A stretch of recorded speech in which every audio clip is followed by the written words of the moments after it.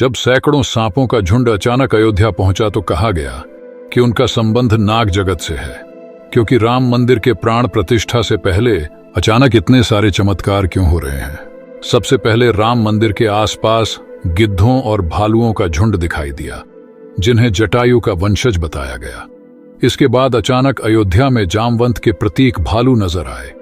लेकिन अब ऐसा चमत्कार देखने को मिल रहा है जो अयोध्या वासियों के लिए ही खतरा साबित हो रहा है। आज की वीडियो में बहुत से रहस्यों से पर्दा उठने वाला है। खुला बड़ा राज, राम जी का नागों से क्या है रिश्ता? क्यों एक के बाद एक अयोध्या में इतने सारे सांप निकलने लगे? प्राण प्रतिष्ठा भी विभिन्न प्रकार की। आगे बढ़ने से पहले अगर आप भी सच्चे सनातनी हैं तो कृपया इस वीडियो को लाइक करें और कमेंट बॉक्स में जय श्री राम लिखें। सभी देशवासियों को सोमवार 22 जनवरी को अयोध्या के नवनिर्मित रामलल्ला मंदिर में होने वाली रामलल्ला की प्राण प्रतिष्ठा का बेसब्री से इंतजार है। राम जी के भव्य स्वागत की तैयारियां जोरों पर हैं। ये कोई आम तारीख नहीं है, बल्कि कुछ खास है। आखिर राम मंदिर के अभिषेक के लिए 22 जनवरी का दिन ही क्यों चुना गया? इसका रहस्य जानकर आप चौंक जाएंगे। त्रेता युग में भगवान श्री राम का जन्म अभिजीत मुहूर्त में हुआ था। 22 जनवरी को मुर्गश नक्षत्र में जन्म हुआ था, इसलिए रामलला की प्राण प्रतिष्ठा के लिए इसी दिन को चुना गया। जब हम इस शुभ समय के दौरान रामलला पुराण प्रतिष्ठा करते हैं तो भगवान श्री राम हमेशा मूर्ति के अंदर विराजमान होते हैं। लेकिन जैसे ही पुराण प्रतिष्ठा का समय करीब आता है, अचानक विभिन्न प्रकार के सांप अयोध्या में दिखाई दिए हैं और लोगों पर खतरा बन गए हैं। अयोध्या के गिद्ध और भालू भगवान श्री राम से जुड़े हैं और रामायण में उनकी मदद भी की थी। लेकिन इन सांपों और भगवान श्री राम के बीच क्या संबंध है? आज के वीडियो में हम एक ऐसे रहस्य का खुलासा करेंगे। चौंकाने वाली बात यह है कि सांपों की ये दोनों प्रजातियां अलग अलग इलाकों में कई बार पाई जाती हैं और इनके रिश्तेदार वासुकी और तक्षक सांपों से संबंधित हैं। लक्ष्मण साक्षात भगवान श्री राम के छोटे भाई कहे जाते हैं। अनंत शेषनाग और वासुकी का ही एक रूप है। नाग, तक्षक नाग, शेषनाग जो 3 भाई हैं, तक्षक और वासुकी नाग पाताल में रहते हैं और शेषनाग वैकुंठ के भगवान विष्णु की सेवा में हैं, इसलिए वे भगवान श्री राम लक्ष्मण के भाई हुए। तो क्या शेषनाग के दोनों भाई उनसे मिलने के लिए पाताल लोक से निकलते रहते हैं? दोस्तों, ये रहस्य बहुत बड़ा है, क्योंकि जब सांप को अयोध्या क्षेत्र से सुरक्षित स्थान पर छोड़ा जाता है तो वही सांप वापस राम मंदिर परिसर में लौट आते हैं। ऐसा भी देखा जाता है कि कार्यकर्ता भी अक्सर काम पर भय महसूस करते हैं, लेकिन जय श्री राम का नाम उन्हें साहस देता है। दोस्तों, आप भी नागलोक से भगवान श्री राम की वीडियो के साथ नीचे कमेंट बॉक्स में जय श्री राम लिखें। जब आप इस संबंध की सच्चाई जानेंगे तो आपके होश उड़ जाएंगे, क्योंकि ये पूरी घटना मल्टीवर्स से जुड़ी है, जिसे हिंदी में सृष्टि चक्र कहा जाता है। हम जिस दुनिया में रहते हैं वह सृजन और विनाश की दुनिया है। इस संसार की प्रकृति सृष्टि के एक चक्र से गुजरती है। सृष्टि के चक्र को चालीसा कहा जाता है। प्रत्येक कल्प में 4 युग या 4 भाग होते हैं। त्रेता युग के दूसरे भाग में राम का जन्म अयोध्या में होता है और रामायण के बाद वैकुंठ लौट आते हैं। जब तक आप इस पृथ्वी पर अपना जीवन व्यतीत करते हैं, वही घटनाएं जो आपने अनुभव की हैं, वे किसी अन्य ब्रह्मांड या आपके ही रूप में पहले से ही घटित होंगी, जो मल्टीवर्स की सच्चाई को और अधिक साबित करती है। हम आपको एक ऐसी पौराणिक घटना के बारे में बताएंगे। इसका अनुभव करने के बाद आप भी मल्टीवर्स की सच्चाई पर विश्वास करना शुरू कर देंगे। इस दुनिया में केवल 3 विद्वानों को विविधता को देखने और रहने के लिए समय के माध्यम से यात्रा करने की अनुमति है। पहला वासुकी सर्प है, दूसरा तक्षक नाग है और तीसरा काकभुषुंडी देव है। वैसे भी काकभुषुंडी कौन थे और भगवान श्री राम ने उन्हें कैसे अमर बना दिया? वेदों और पुराणों के अनुसार काकभुषुंडी ने 11 रामायण और 16 महाभारत रचे और युग के अंत तक अपने शाश्वत रूप में जीवित रहेंगे। भगवान राम ने ही काकभुषुंडी को अमर बनाया था। जन्म के समय काकभुषुंडी की मुलाकात युवा राम से हुई।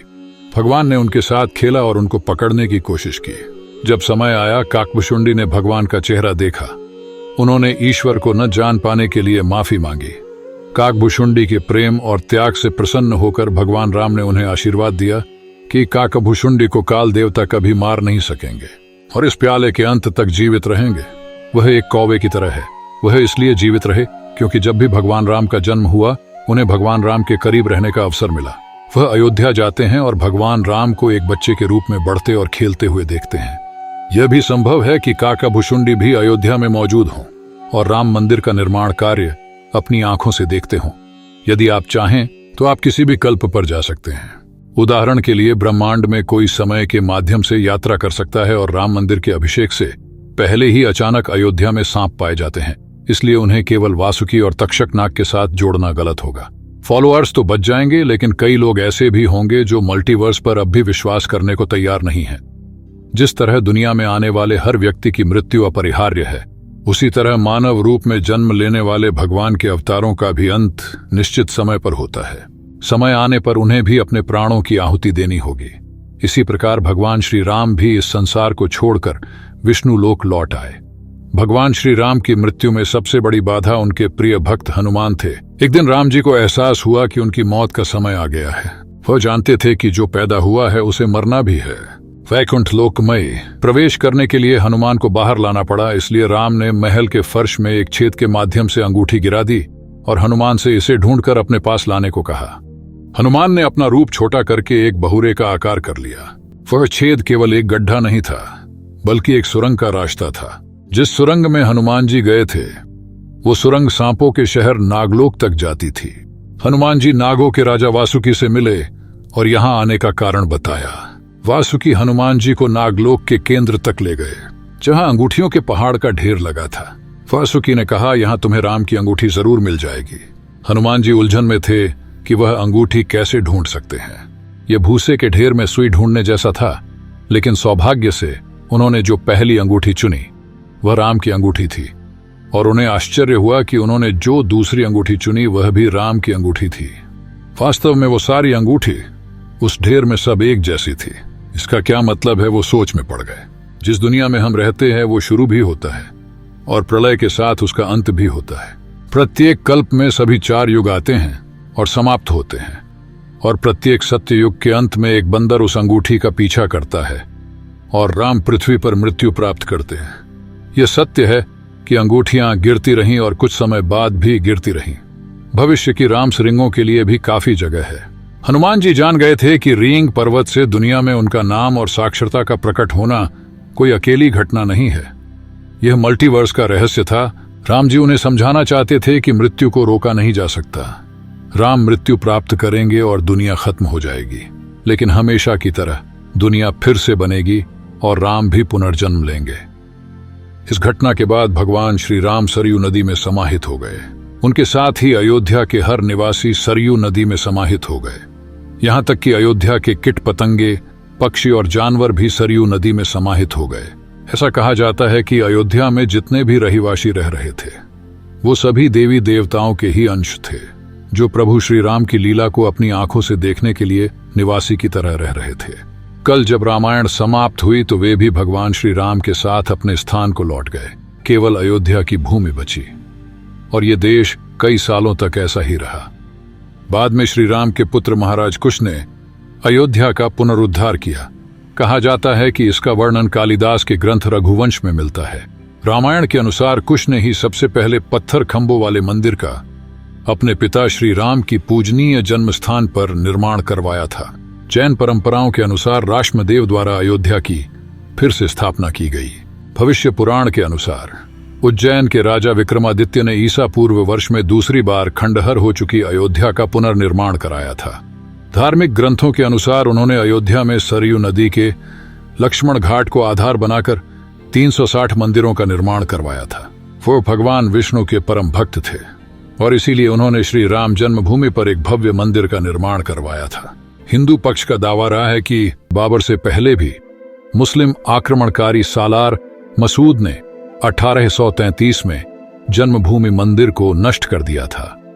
मुगल आक्रमणकारी बाबर ने पवित्र स्थलों को नष्ट कर दिया और उन पर मस्जिदें बनाई। अयोध्या राम जन्मभूमि बाबरी मस्जिद विवाद में ऐतिहासिक फैसला देते समय सुप्रीम कोर्ट ने उन सिख ग्रंथों को भी अहम सबूत माना है। आक्रांता बाबर के भारत आने से पहले भी सिख श्रद्धालु भगवान राम की जन्मस्थली के दर्शन के लिए अयोध्या आते थे। गुरु नानक जी 1510 और 1511 के बीच अयोध्या आए थे और 1528 में बाबरी मस्जिद का निर्माण किया गया था। इतिहासकारों के अनुसार 23 दिसंबर 1939 को राम जन्मभूमि मंदिर का इतिहास नाटकीय रूप से बदल गया। उस दिन मस्जिद में अचानक रामलला की मूर्ति की खोज की गई थी। यह विवाद इतना बड़ा था कि तत्कालीन सरकार को अंततः यह संरचना विवादास्पद लगी और इसे बंद करने के लिए मजबूर होना पड़ा।